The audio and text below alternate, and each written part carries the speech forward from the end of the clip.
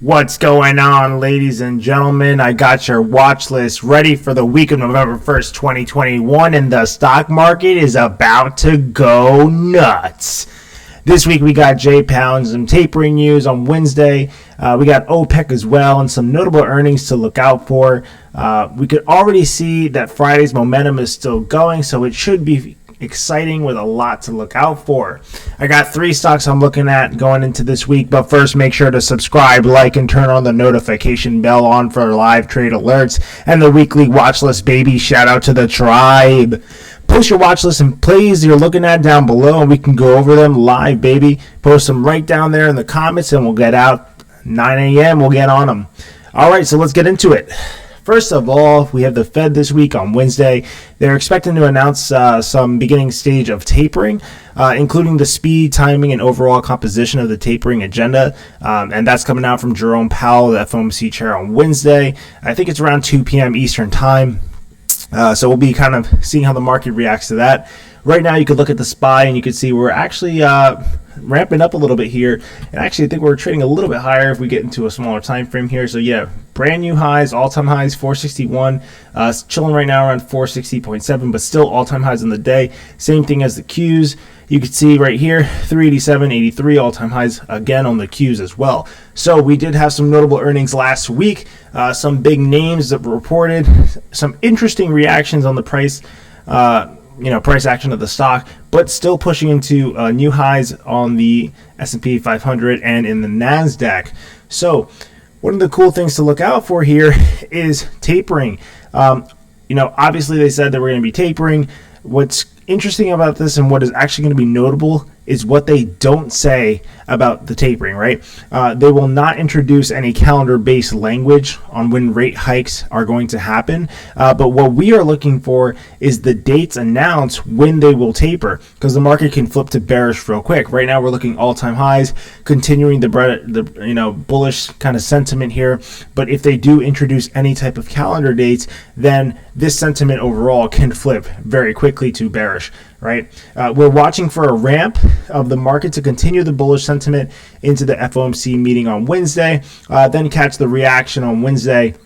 It could be pretty volatile. We could see kind of a push in the morning, a sharp drop during the right before the FOMC meeting, during the FOMC meeting, and then kind of like a pickup or a continuation dump, depending on what is actually said during that meeting, right? The reaction on Wednesday is going to give us the guidance that we need moving forward on in the week and into the holiday season.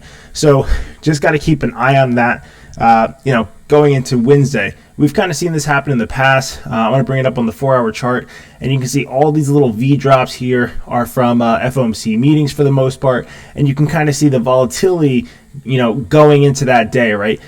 Sometimes in the pre-market, we might have some sort of PMI data, etc., which kind of adds to it, and you can see we do get sharp sell-offs and kind of bounces, or pushing up in the right before the meeting that day, and then dropping and then kind of popping again. So keep an eye on what's being said.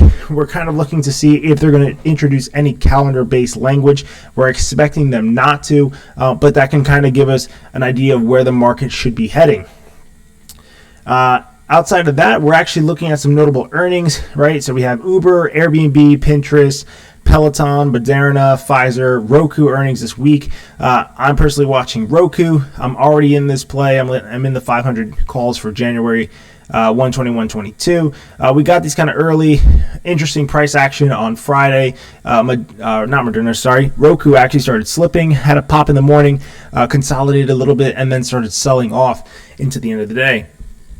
Now, the news on that just happened to be the fact that they could actually lose the Amazon Prime Video and IMDb TV that they have. And so they actually, I think, also had a price target lowering from $475 to $415, as you can see right here. So we'll see how this plays out. I'm personally pretty bullish on Roku. I'm hoping to see what happens here. I know they're also in some Google drama with YouTube and preferential treatment emails, so they're kind of in a whole debacle with like a law case going on right there. So we'll have to see how that plays out. But long term, I am bullish on Roku. Kind of looking for the similar earnings here, where we had a sell off into earnings, kind of had the pop reaction and a pickup, and then a continuation. So we got the January's. Kind of get a little bit more time on this, so we could kind of play the earnings and hopefully catch a pop and then a continuation, right? In other news, we also have that Moderna. Let's pull up the chart real quick. There we go. So Moderna stated to the FDA that they need more time to assess vaccine use for teens. So watch how that plays with Moderna. Moderna has, does move on news pretty well. So we'll see if they do kind of clear this all up. You could see Moderna get some more bullish sentiment there.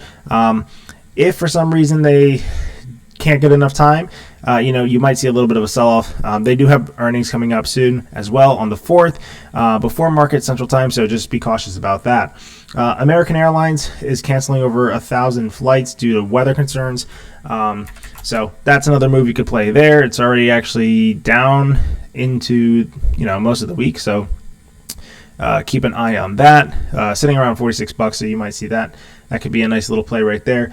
In other news, Elon Musk was telling the UN he will consider selling his stocks if he can prove that he can solve world hunger. So there was a little bit of news with saying that Elon Musk is the richest billionaire or trillionaire actually now by net worth, and technically 2% of his assets could pretty much solve world hunger.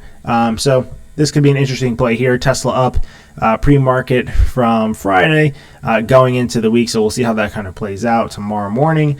Coca-Cola is paying $5.6 billion for full control of body armor. So that could be an interesting play there. Let's see if they have any. Yep, so they had earnings recently on the, when was this? 10/27, I guess? Yeah, 10/27. So a couple weeks ago, not too long ago, actually last week, yeah. And they did pretty well, looks like. So earnings per share there was estimate 5.76, came in at 0.65. Looks like the guidance must have been well, and the price action reaction was there that you needed, so it looks good. Could kind of get another push and continuation above 57, so definitely something else to watch into. So like I said, we do have a lot of notable earnings to look into. Gotta be ready to go. And yeah, baby, so shout out to the tribe. We'll catch you tomorrow. We're always 9 to 4, Monday through Friday. Love you guys. Hope you get rested. Hope you're getting prepared. And we will see you tomorrow for another one. Let's go, baby.